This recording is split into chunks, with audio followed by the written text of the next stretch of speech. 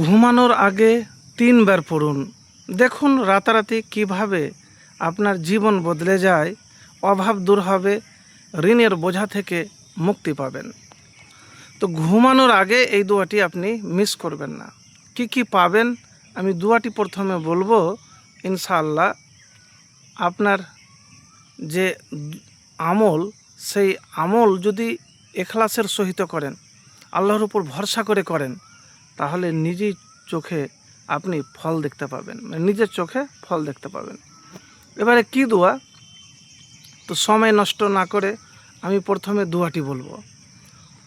আল্লাহুম্মা আনতাল আউয়ালু ফালাইসা কাবলাকা শাইউন ওয়া আনতাল আখিরু ফালাইসা বা'দাকা শাইউন ওয়া আনতাজ জাহিরু ফালাইসা ফাওকাকা শাইউন ওয়া আনতাল বাতিনু ফালাইসা দুনাকা শাইউন ইগজি আন্নাদ দাইনা ওয়া আগনিনা মিনাল ফাকরি। অর্থ হলো, হে আল্লাহ, আপনিই প্রথম, আপনার পূর্বে কিছুই ছিল না, আপনি সর্বশেষ, আপনার পরে কোনো কিছু থাকবে না, আপনি সব কিছুর ওপরে, আপনার ওপরে কিছুই নেই, আপনি সর্বনিকটে, আপনার চেয়ে নিকটবর্তী কিছুই নেই। আপনি আমাদের সমস্ত ঋণ পরিশোধ করে দিন এবং আমাদেরকে অভাবগ্রস্ততা থেকে অভাব মুক্ত করুন। তাহলে এখানে যে দুইটির কথা আপনাকে বলবো, যে দুটা জিনিস কিন্তু আপনি পাবেন। এক, যে ঋণ পরিশোধ করতে পারছেন না, আপনি ঋণ পরিশোধ করতে পারছেন না, ব্যর্থ, হতাশায় আছেন, চিন্তায় আছেন, তো কোনো কুল কিনারা পাচ্ছেন না, তো এই দুয়াটি আপনি ছাড়বেন না। আর অভাবগ্রস্ততা, অভাব, হয়তো রোজগার করছেন, ইনকাম করছেন, কিন্তু ইনকাম রোজগার করেও না হাতে টাকা থাকছে, না বরকত আসছে, না কোনো কাজের সফলতা আসছে, অভাব দূর হয় না।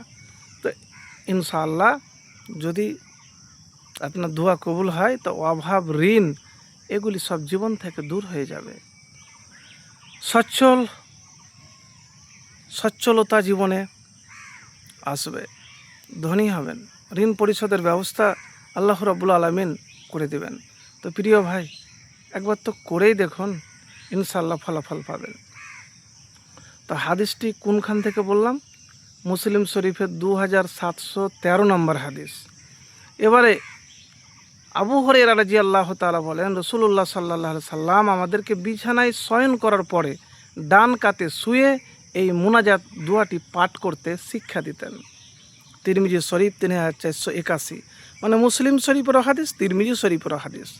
আল্লাহ রসুল কীভাবে শিক্ষা দিতেন? যে ডান কাতে হয়ে শুয়ে এই দোয়াটি আপনি পাঠ করবেন। তাহলে আপনি ঘুমানোর আগে যতদিন বাঁচবেন এই দোয়া ছাড়বেন না। তো একবার আমল করে দেখুন, ইনশাআল্লাহ দেখবেন আপনার যে অভাব আছে, আপনার যে রিজিকের পেরেশানি আছে, আপনি ঋণ পরিশোধের ব্যর্থ, তো কীভাবে আমলটি করবেন? তো সর্বপ্রথমে উজু করবেন, সূরা ফাতিহা একবার পড়বেন আর দুরূদ শরীফ পড়ে এই দোয়াটি পড়বেন।